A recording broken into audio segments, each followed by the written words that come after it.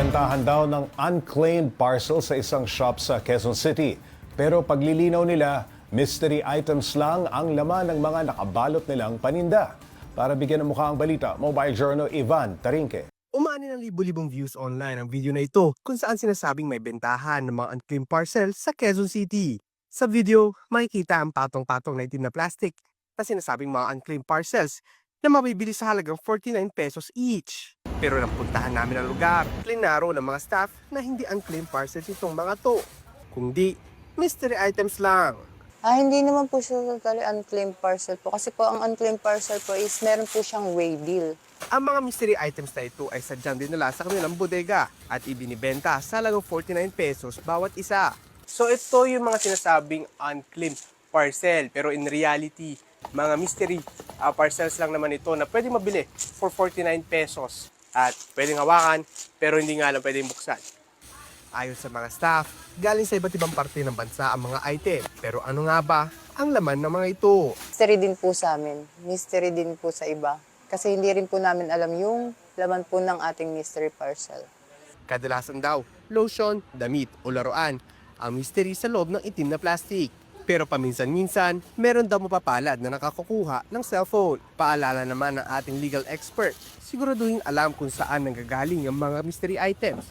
Dahil kung galing ito sa nakaw, pwede ka mabalikan ng batas. Nakaw. Yung anti-fishing kasi parang ninakaw mo.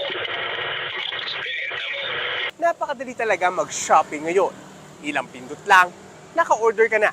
Pero laging siguraduhin kung saan nanggagaling ang mga binibili para iwas sakit sa ulo. Mobile Journal Ivan Tarinque po hatid ang mukha ng balita. Pag-usapan pa natin ang mystery parcel gimmick kasama si Mobile Journal Ivan Tarinque. Ivan, paano ba nagsimula ang haka-hakang unclaimed parcels yung binibenta nila? Pops J, nagsimula ito dun sa may isang vlogger kasi na nag-post online na meron niyang bentahan ng mga... Kasosyo ba siya dito? Bakit niya pinopromote? Ayan ang hindi natin alam, Pops J, no? Pero kasi, syempre, unclaimed parcels, no? Medyo parang may red flag eh. Pag ganun yung usapan ng claim parcel ay binibenta, no? Kaya nga na-explain sa atin ng ating legal expert, no?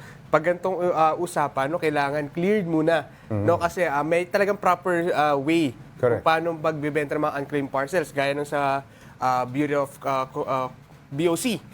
No, merong silang way kung saan ino-auction nila. Ino-auction nila may yan eh. limited time. Pag lumagpas na doon, i-auction nila. No, may ganun. Pero ito kasi, Pops, ibang usapan. No, ang lumabas kasi parang parcel siya from online shoppings na hindi dumarating. Pero yun nga, pagdating natin doon, ikinlaro na hindi naman talaga ito unclaimed parcels, Pops. Ivan, paano ba pinoproseso yung bentahan niyang mystery parcel na yan? May numbers ba kada isa? O tapos pipili yung buyer o basta nagbayad si buyer, bahala na si seller kung ano ang kanyang ibibigay dun sa bumili? Kasi, Pops, meron silang dalawang ways. No?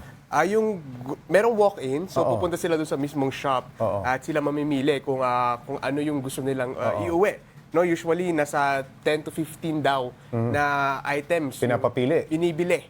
No, Pops, inuuwi. Pero yung pilian ng items, Pops, isang shelf kasi siya na malaki, tapos meron pang itong panang basket na doon nakalagay. So, bahala mamili si buyer. No, kung ilan gusto. Pag online naman, Pops, meron naman silang video call kung saan yung buyer pa rin yung namimili, pero ituturo niya through video call kung ano yung gusto niyang iuwi or bilhin.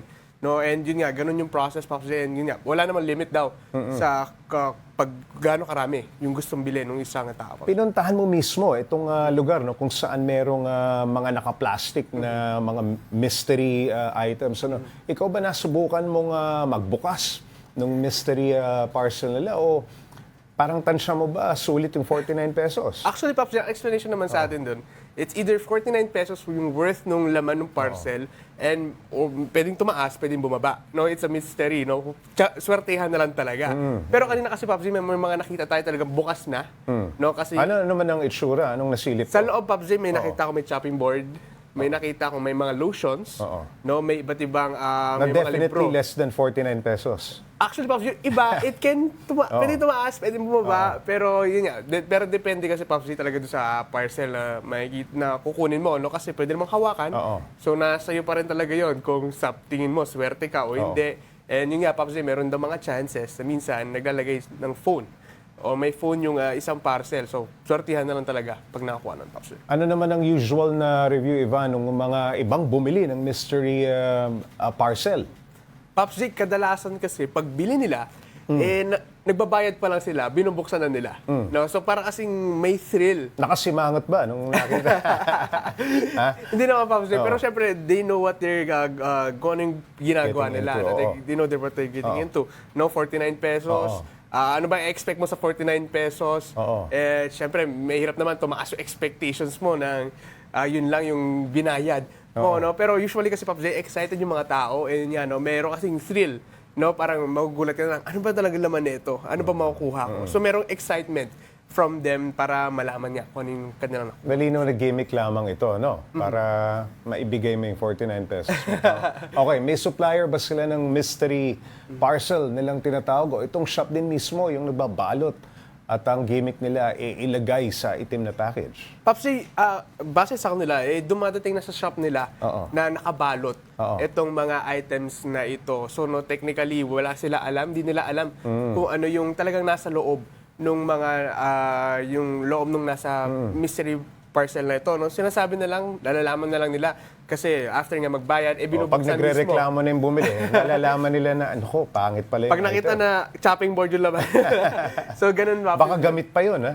Hindi naman, Papsi. Naka-plastic pa naman nakita naka-plastic. natin. So, Nako, okay. Maraming salamat, Mobile Journal Ivan Tarinque.